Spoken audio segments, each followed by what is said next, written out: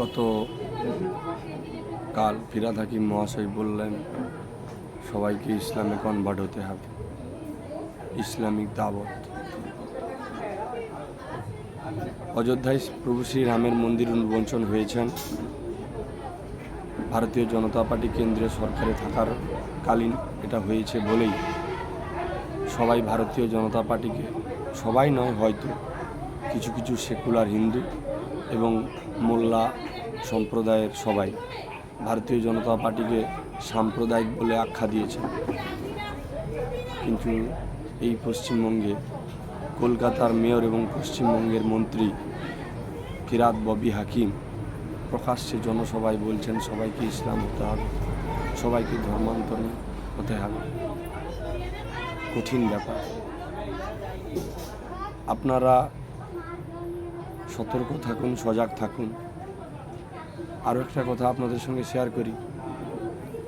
Vote পরবর্তী হিংসা পূর্ব মেদিনীপুর জেলার মাজনা গোপালপুর গ্রামের 10 থেকে 12 জন হিন্দু মহিলা জিহাদিদের দ্বারা শ্লীলতাহানি এবং ধর্ষণের শিকার হয়। আমি অনুরোধ করব, গোপালপুর এলাকার যদি কোনো ফেসবুক ফ্রেন্ড আমার ফ্রেন্ড লিস্টে থেকে থাকেন, আমার ফেসবুক ইনবক্সে যোগাযোগ করুন, আমি পূর্ণ সহযোগিতা করব, আশ্বস্ত করছি। এবং হিন্দুরা একটু ভেবে দেখুন যে আশাকর্মীদের প্রলোভনে মা বোনেরা অন্য কাউকে ভোট দিতে চেয়েও অন্য কাউকে ভোট দিলেন বাধ্য হয়ে। গ্রুপ থেকে বের করে দিবে, লক্ষ্মীর ভাণ্ডার বন্ধ করে দিবে, স্বাস্থ্য সাথী কার্ড বন্ধ করে দিবে, সরকারি কোনো সুযোগ সুবিধা দেবে না। আশাকর্মী এবং আপনার গ্রামের কিছু তৃণমূলের নেতারা যে ভুলভাল বুঝিয়েছে আপনাদের, এই ভুল ভ্রান্তি পথে আর পা দেবেন না।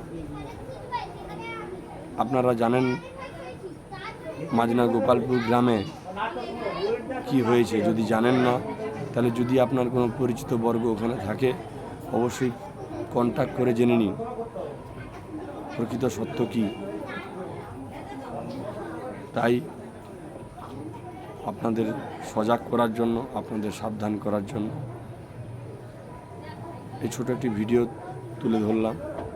প্রতিবাদ এইভাবেই হয়, প্রতিবাদী হন, মন থেকে হন। নমস্কার, ভালো থাকুন।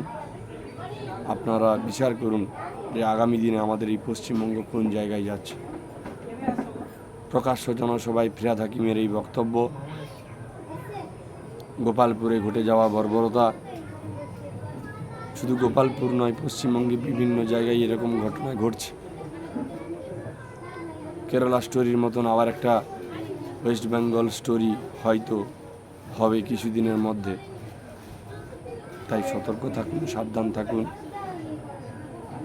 চোখ কান খোলা রেখে চলুন। নমস্কার, সবাই ভালো থাকুন।